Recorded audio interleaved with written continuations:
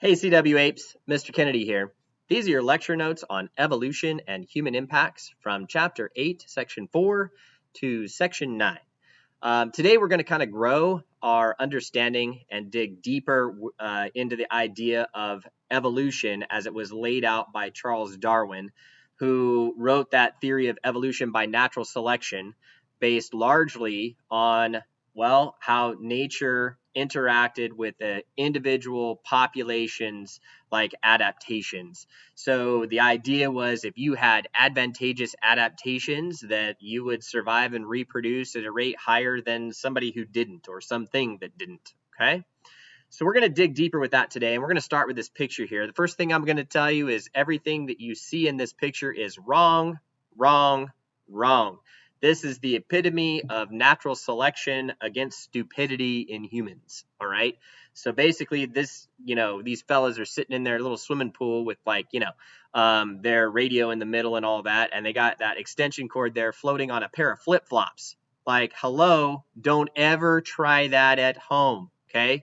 One little wave or ripple in the water and bzz, like that's it. That's the end of them, okay? So that would be a great example of natural selection against stupidity in humans. Anyways, when it comes to evolution, a lot of people think that evolution is this linear thing, so that, you start way back in history with bacteria, and that bacteria slowly over the course of years and years and years of evolutionary change evolved into a horse. This is a terrible misconception. It absolutely can't be true, can't happen this way, because if it did happen this way, if we went millions of years into the past where we had bacteria as kind of like this dominant life form, well, if bacteria did this, then we'd all be horses, right? There'd be nothing else on Earth but horses if we followed the line that's on this picture, okay? Obviously, that's not true. We've got more on the planet than horses. So something else must be happening with evolution. Here's a more practical application of the idea and change over time. So if we go back in history to maybe that bacteria down here where those crosshairs are, okay, the idea is that that original population of bacteria, well, it's not just a singular genetic form. The population has a lot of diversity in it, and over the course of time, the influence of the environment and natural selection will cause certain subpopulations to be more successful than others, leading to that original group branching out into all kinds of different things, kind of like branches on a tree that you see here. So you might have some individuals in that original population that have to eat to survive, and while others, somehow can photosynthesize to make their own food. And through selection, as the environment changes, maybe the earth cools off and the atmosphere clears up and there's more sunlight, or maybe there's just competition for resources and there's not enough food to go around, so bacteria have to start eating each other. I don't know, it was a long time ago. I'll have to go check my journal and see what I wrote down when that was happening.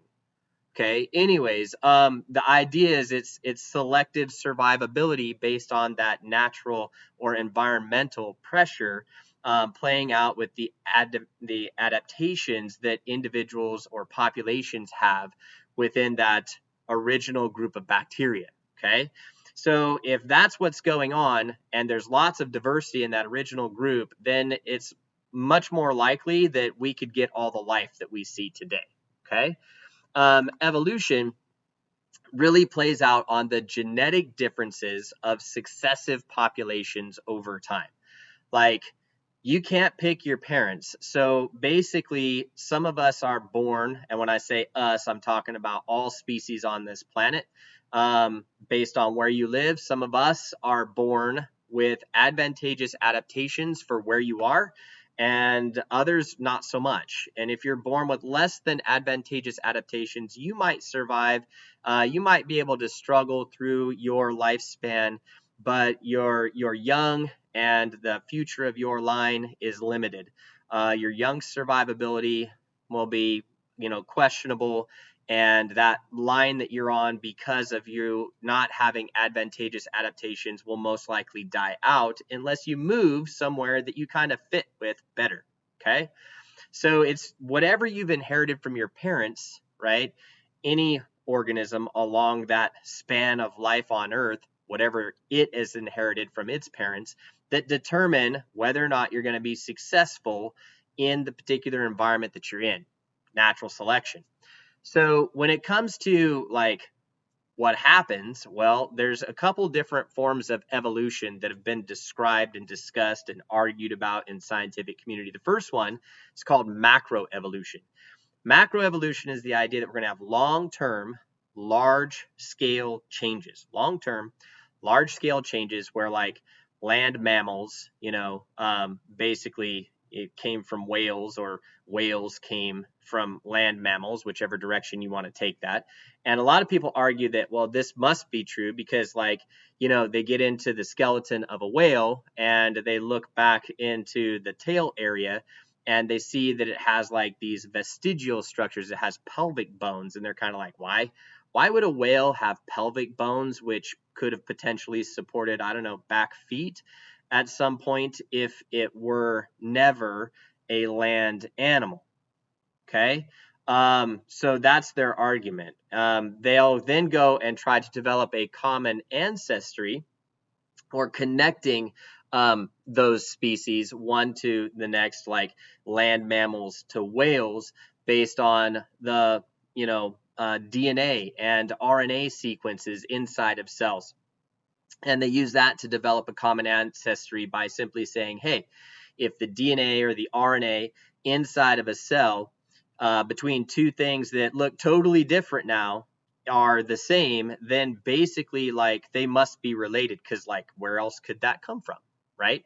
So that's that idea of like, well, something like had to evolve from something simple to become something complex, right?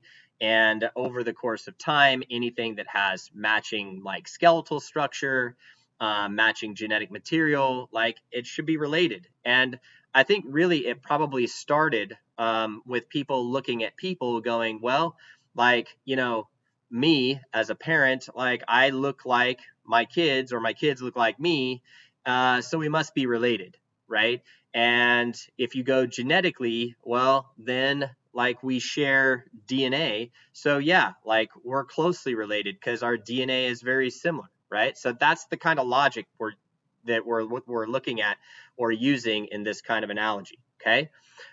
We can even get things from this type of common ancestry called subspecies. Now, you should remember what a species is from previous notes. A species is any group of organisms or a population of individuals, I should say, that are genetically similar, they appear similar, and they will actually interbreed and produce fertile offspring in nature all on their own. Okay, so that's basically what a species is. Now, you can have a subspecies where the individuals still look genetically similar, but they may not necessarily choose to interbreed, but could interbreed and still produce fertile offspring. Okay, such is the case when we look at things like mountain lions versus puma, and the range that they exist throughout North and South America here in this diagram. Okay, there are different names basically to describe the same cat, right, based on where it is found in the United States. And if you look at these cats, they look very, very similar, but they might choose not to interbreed because of the areas that they're living in and like the seasonality and stuff like that goes on in those areas, but they could actually interbreed and still produce fertile offspring. So because of that similarity in appearance and still being genetically compatible, we would consider them a subspecies. Okay. There are a lot of like major sources of change that we got to deal with when it comes to evolution and ultimately natural selection. Probably the defining like idea behind evolutionary change is really just like the environment changing And as the environment changes or the climate changes, however you want to refer to it, well, that's going to put pressure on populations in a specific area that, will play out in the form of differential survivability based on what you were born with in terms of your specific genetic adaptations. If the environment changes, well, you might be, like the ground squirrel with the lucky birthmark that makes you like invisible to predators, or you might be the one with the unlucky birthmark that makes you stick out like a sore thumb. Like, I don't know. But at the end of the day, it's environmental change that creates that selection pressure. And where does that environmental change come from? Well, historically speaking, we think it comes from stuff like continental drift as the tectonic plates on the planet move. Like you'll have something, a tectonic plate that maybe was at one time very close to the equator and tropical in nature, and like it moved like towards the north and it got cold. Okay. So that's not something that happens super fast. Most of our tectonic plates are literally moving at about the same pace your fingernails grow. So like, I think that's about 2 centimeters a year.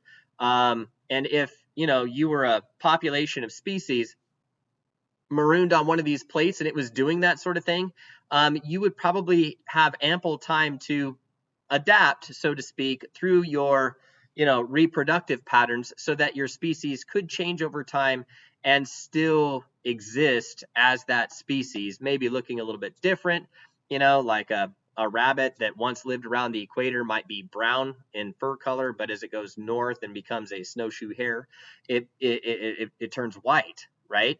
There'd be time for you to adapt through reproduction, okay? There's also like rapid climate change and gradual climate change that could, play into this. A rapid change in climate might be something like what we're seeing now, where humans are dumping tons of CO2 into the atmosphere, or maybe like the dinosaur, the meteor impact that, theoretically wiped out the dinosaurs. That would be a rapid climate change. And, realistically, if the change is rapid, the species just they don't have time to adapt through reproduction. So, you're going to see what we call mass extinction, which is coming up here on a slide in just a minute. But that just basically means you're going to lose lots of species, and only those who are present at that time with those advantageous adaptations can survive. Okay. Gradual climate change is not a big deal. If you're a fan of, geologic time and history, then you're probably aware that the Earth has gone through a kind of an ebb and flow of hot and cold over the course of millions of years. There have been tropical and then ice ages, and then more tropical ages, and then more ice ages. And so if it's gradual, again, life can, persist. But if it's all of a sudden, then you're going to get this. Okay. So extinction should be pretty self-explanatory. When things go extinct, like they went bye-bye, okay? There's a couple different types of extinction that you need to be familiar with. There's mass extinction and background extinction. Background extinction is kind of hard to put your finger on. It's basically the rate at which species go extinct under typical conditions. Some people argue that, like, even today we lose like 8 species a year. The reason that I kind of question that is because there's a second half to that sentence that says we lose, like 8 to 10 species a year that haven't even been discovered yet. So I always go, well, if it hasn't been discovered, how do you know you lost it? Right? It's kind of like saying, oh, I lost my cell phone that I never had. Anyways, so there's background extinction. And then there's mass extinction. Mass extinction is that thing I said a while ago, like when the, asteroid hits the Earth and like wipes out the dinosaurs, right? The meteor hits the Earth and dinosaurs go bye-bye. Or it could just be that, like, we're talking about tons of CO2 being dumped into the atmosphere by people. So mass extinction, like massive numbers, large numbers of species die out quickly. We've had 5. Science believes we're in the middle of our 6th. This is a graph to just kind of like illustrate when those mass extinctions have occurred. And right now, most of those mass extinctions are connected to like the Earth oscillating between a tropical period and an ice age. And lots of speculation as to maybe what caused those ice ages, maybe a meteor impact that caused like a nuclear winter, or maybe just like plates moving and all kinds of volcanic activity, and like you got that nuclear winter that way. Like, who knows? Okay. Only Mr. Kennedy was alive back then. I was taking notes, but I'm not sharing all my notes from my journal back then because I want scientists to have something, fun to look forward to discovering, right? Like I can't just like, here's how it happened. Anyways, out of any mass extinction, we also see this other really cool thing called adaptive radiation. So the idea is like mass extinction, like it cleans the slate and like everybody is kind of like wiped out, but a few things like survive. So like whatever survives, like it's kind of going to go through what I described at the beginning of these notes with like the bacteria and like the diversity in the bacteria, like branching out into kind of all kinds of other things, right? So ideally you'll have a population of something that survives, and whatever diversity you have in that population of something can branch out like a tree again into all kinds of new life. So that's what adaptive radiation is all about. Now, a while ago I told you about macroevolution. Let's look at microevolution. This is one that you're probably like used to hearing about in like a biology class or something, because this is the classic example is this thing called Bistembichularia, or basically the pepper moth.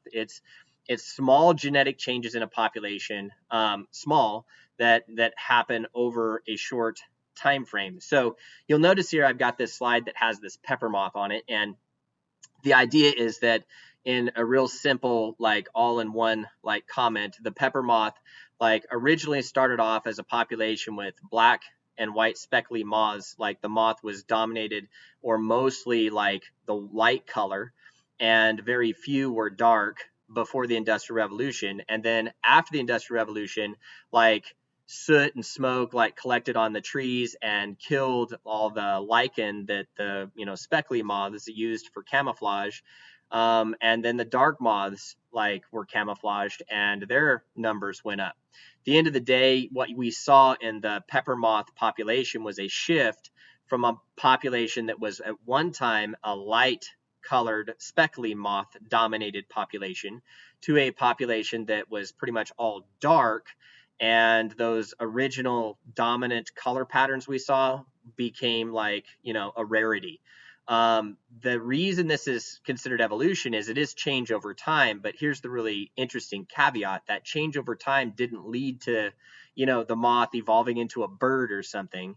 It's still a moth, it just looks different, it's a different color. And most people would be much more likely to accept this idea of evolution as opposed to the latter one, that moths might look different over time, but you know what, they're still moths, as opposed to a moth looks different over time and I don't know, it evolves into a man. Like that's the difference between micro and macro. All right, so with microevolution, really here again, we got to base our foundation in understanding what's going on through genetics. So mutations can create genetic diversity. They can be harmless, lethal, beneficial, random, unpredictable, and basically are a source of new traits.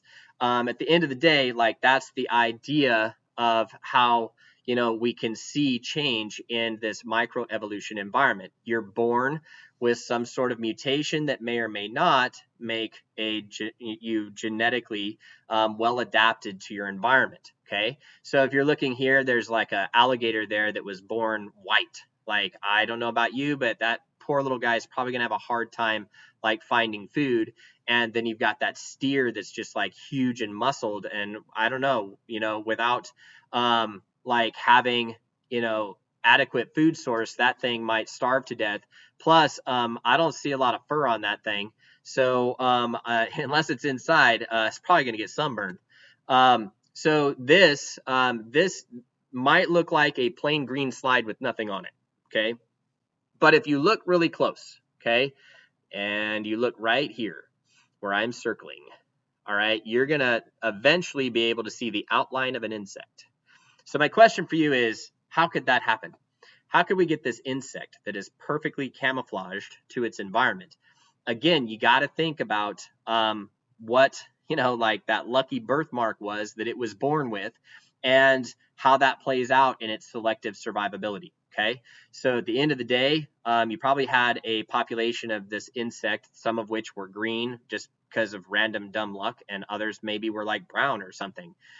Because the environment was predominantly green, all the brown ones got eaten and the green ones survived, because they were born with the lucky birthmark, right? That's the idea. The thing changes over time to basically a population that is like demonstrating or showing more than anything else a certain genetic mutation.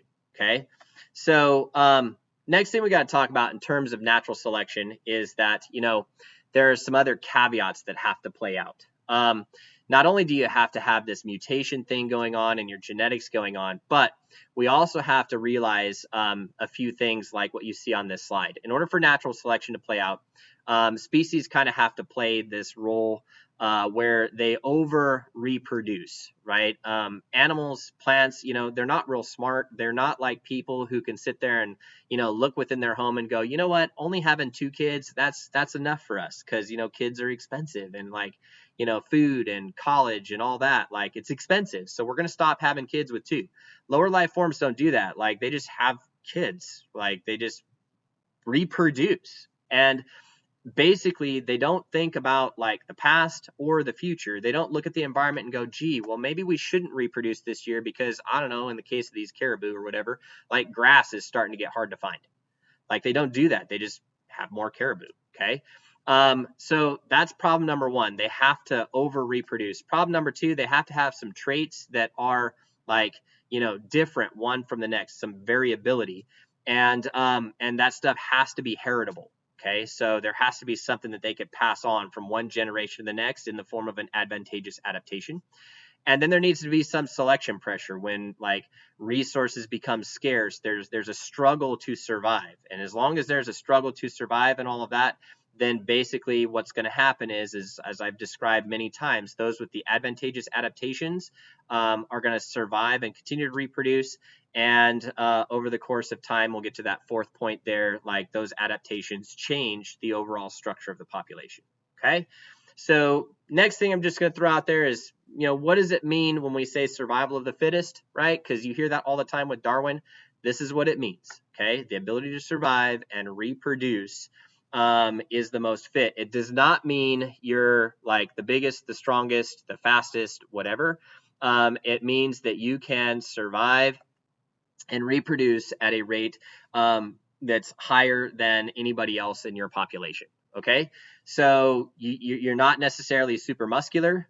Maybe you're just super smart and you can find food, water, and other resources better than anybody else. Okay, there's tons and tons of examples that we can use to kind of talk about this. So like we look at the tiger. Okay, the tiger is nearing extinction. What's driving the tiger, population to decline, and what's causing the changes in the tiger population? It's that natural selection. And in this case, natural selection isn't just being driven by the mutations they have or what nature's thrown at them. Humans are playing a role in this. So when we think about survival of the fittest, there is a natural process, and then there is a process where humans accelerate that process. So here for this poor tiger, it's losing habitat from urbanization, homes, roads, deforestation, all of that. That impacts the tiger by causing it to lose food resources, potential mates, and breeding grounds. That increases the selection pressure on the tiger, causing a genetic bottleneck. And, basically where, individuals that might have survived in nature on their own are now being eliminated because of the added human pressure. And we're seeing very dramatic shifts in tiger populations as a result.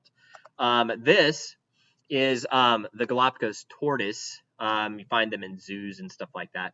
The Galapagos tortoise is a great example when we talk about tortoise that it is not the strongest of the species that survive, nor the most intelligent, but the ones that are most responsive to change. So this tortoise, at the end of the day, it can live for hundreds of years. Like their lifespan, they're supposed to live about 300 years, and they're supposed to end up weighing about 300 pounds. They're the largest tortoise on the planet because they from the tortoise community are, well, basically one of the most responsive to change. You know, they can tolerate pretty much whatever the environment throws at them, vary their diet in accordance with what's available to eat, and as a result are great survivors. This is another just kind of picture of how they make that living. The Galapagos tortoise on different islands has different shell types. If there's lots of lush green, low-growing vegetation, they kind of have that rounded shell over their neck, but on places where it's very deserty, the shell kind of comes up like to a peak so they get their head way, way up high and still be able to reach food. That's just a case in point of their, ability to tolerate whatever the environment throws at them. All right, so the last thing that we're going to deal with here again is just some examples of the types of natural selection. This has been in a previous video, so I'll go quick.